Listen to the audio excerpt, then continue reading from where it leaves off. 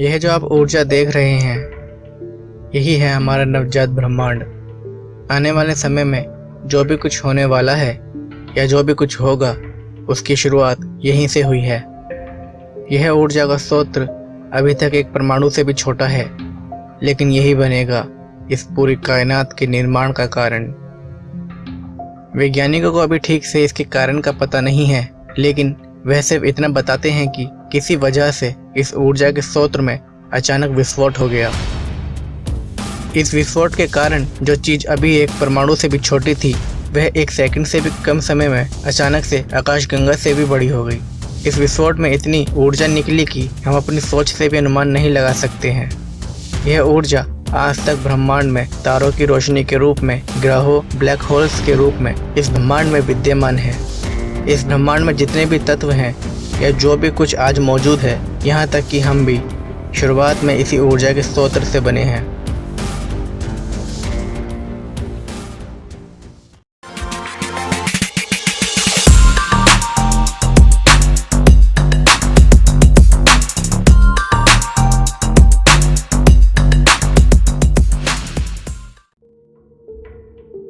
इस विस्फोट के 3,80,000 साल बाद जिस पहले परमाणु का जन्म हुआ, वह था हाइड्रोजन। और यह हाइड्रोजन ही बनेगा इस ब्रह्मांड के निर्माण में सहायक। हाइड्रोजन के इन परमाणुओं में ग्रेविटेशनल फोर्स ने अपना काम करना शुरू कर दिया।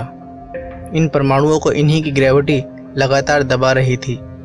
300 करोड़ साल बाद जब इस ग्रेविटी का दबाव इतना बढ़ गया कि इन परमाणुओं का तापमान 17 लाख डिग्री के आसपास पहुंच गया, तो हाइड्रोजन के परमाणु आपस में टकराने लगे, जिसके कारण एक नया तत्व बना, जो था हीलियम।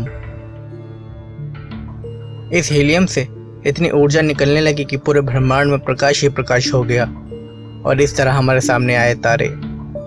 इससे पहले के समय को डार्क एजिस भी कहा जाता है, क्योंकि इससे पहले ब्रह्मांड में केवल अंधेरा ही था।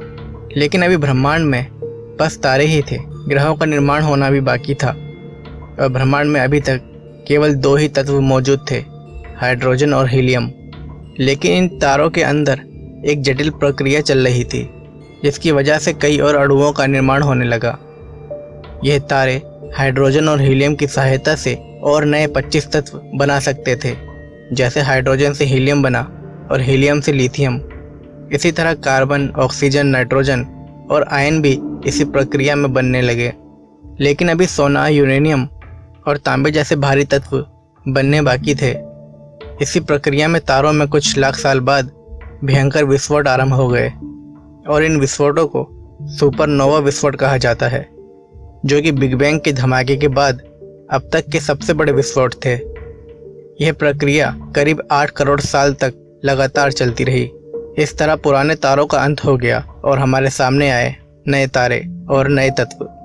फिर 460 करोड़ साल पहले तारों के निर्माण की प्रक्रिया में उस तारे का भी जन्म हुआ, जिसे हम कहते हैं सूरज। सूरज की ग्रेविटेशनल फोर्स के कारण इसके आसपास की गैसों और धूल के बादलों ने सूरज के चक्कर लगाना शुरू कर दिया। इस प्रक्रिया के लगभग 100 करोड़ साल बाद हमारे सामने आने लगे कई ग्रह, जिसमें से सूर्य से तीसरे नंबर पर बन रहा ग्रह था, वह था पृथ्वी। इस समय हमारी पृथ्वी एक गर्म लावे की गेंद की तरह थी, जो लगातार तेज गति से घूमती जा रही थी। इसकी गति इतनी तेज थी कि एक दिन सिर्फ 6 घंटे का हुआ करता था।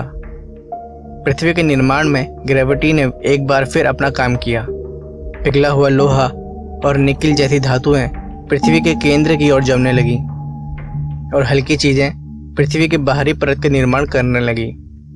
यह केंद्र में जाने वाली पिघली धातुएं पृथ्वी की मैग्नेटिक फील्ड का निर्माण कर रही थी, और यह मैग्नेटिक फील्ड पृथ्वी के बाहर अंतरिक्ष तक फैल गया। यही मैग्नेटिक फील्ड आज हमें सूर्य की हानिकारक किरणों से बचाता है। 450 करोड़ साल पहले अभी पृथ्वी इस क्रम से गुजर ही रही थी कि एक मंगल ग्रह से भी बड़ा एक एस्ट्रॉयड पृथ्वी से 40,000 किलोमीटर प्रति घंटे की रफ्तार से टकरा गया। यह एस्ट्रॉयड गर्म लावे से दहक रही पृथ्वी में समा तो गया, लेकिन एक गर्म लावे की बहुत बड़ी फुहार अंतरिक्ष में चली गई, और 1 साल से भी कम समय में यह छोटी सी गेंद के रूप में बदलने लगी, और आज हम इस ज्ञान को चांद के नाम से जानते हैं। चांद के आ जाने से पृथ्वी कुछ स्टेबल होने लगी। पृथ्वी की गति में कुछ ठहराव आया था। एस्टेरॉयड की टक्कर की वजह से पृथ्वी थोड़ी सी मुड़ भी गई थी, जिसकी वजह से पृथ्वी पर आज जीवन संभव हो पाया है, क्योंकि इसके कारण पृथ्वी को एक तोहफा मिला और वह है मौसम। लेकिन अभी तक पृथ्वी पर जीवन पनपने जैसी स्थिति बिल्कुल भी नहीं थी। यहाँ गर्म दहकते ज्वालामुखी थे और जमीन पर बहता गर्म लावा। इस गर्म ग्रह पर पानी का भी नामो निशान तक नहीं था। लेकिन यहाँ थी तो बस वायुमंडल में मौजूद गर्म वाष्प, जो वायुमंडल में ऊपर इकट्ठी होती जा रही थी। फिर एक दिन यह वाष्प बारिश का रूप लेकर बरसने लगी।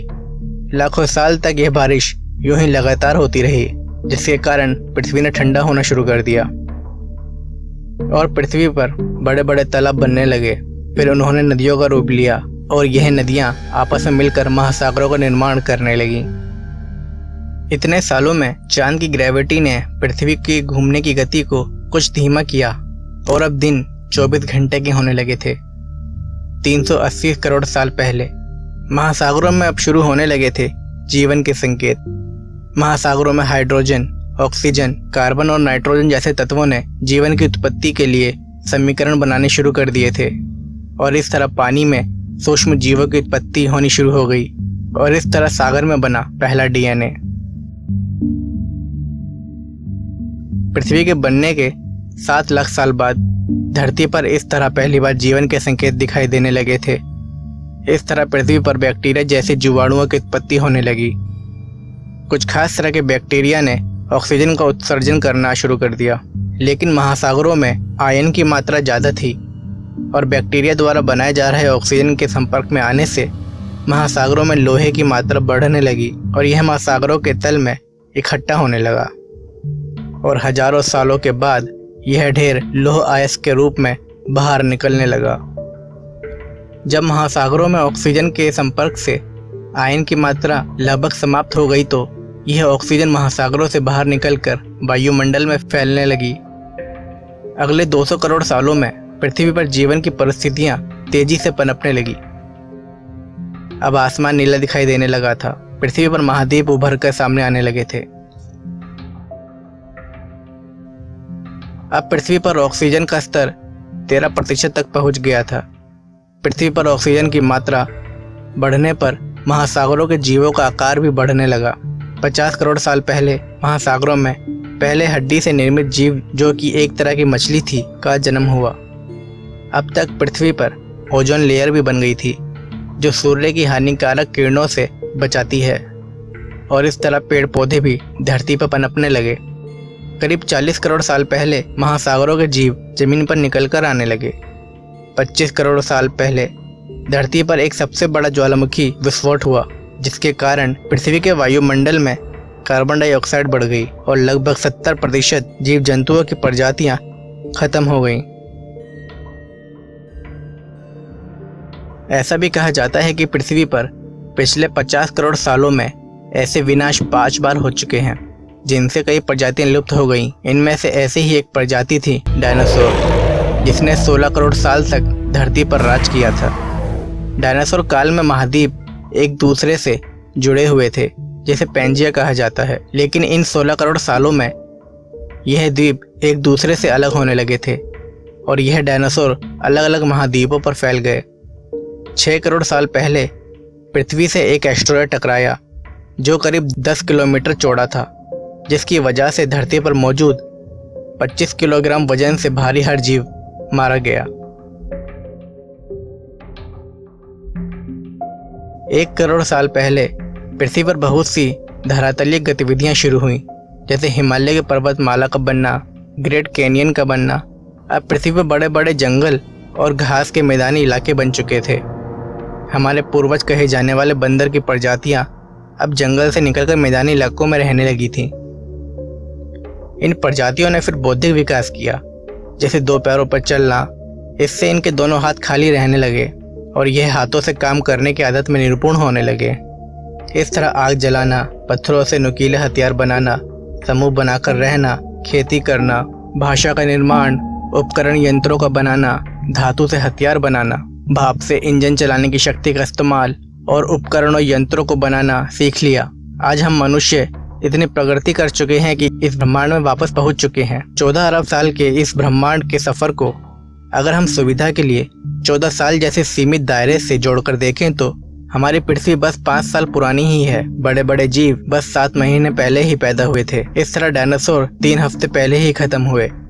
हम मनुष्यों का इतिहास बस इस लिहाज से 3 मिनट पहले का ही है और हमारी औद्योगिक क्रांति टेक्नोलॉजी इस तरह मात्र 6 सेकंड पहले ही बनी है। इससे तो यही बात निकलकर सामने आती है कि इस ब्रह्मांड के इतिहास में मनुष्य जाति कुछ देर पहले ही आई है। यह ब्रह्मांड बहुत ही रहस्यमय है। इसमें न जाने कितने राज छुपे हुए हैं और मनुष्य जाति आज अपनी इस टेक्नोलॉजी के द्वारा इसके रहस्यों से पर्दा उठाने की कोशिश करती रहती है। ऐसे ही ब्रह्मांड के रहस्यों से संबंधित हमने एक पहले वीडियो भी बनाया था जिसमें हमने ब्रह्मांड से संबंधित कई रहस्यों के बारे में बताया है। आप इस वीडियो को बाद में भी देख सकते हैं। इसका लिंक हमने आई बटन में दे दिया है।